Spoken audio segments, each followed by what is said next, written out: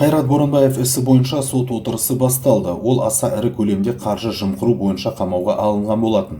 Астанада кәсіпкер Қайрат Боранбаевқа қатысты сот талқылауы басталды. Астана қаласы сотының хабарлауынша сот отырысы ашық режимде Сарыарқа ауданы номер 2 аудандық сотында өтіп жатыр.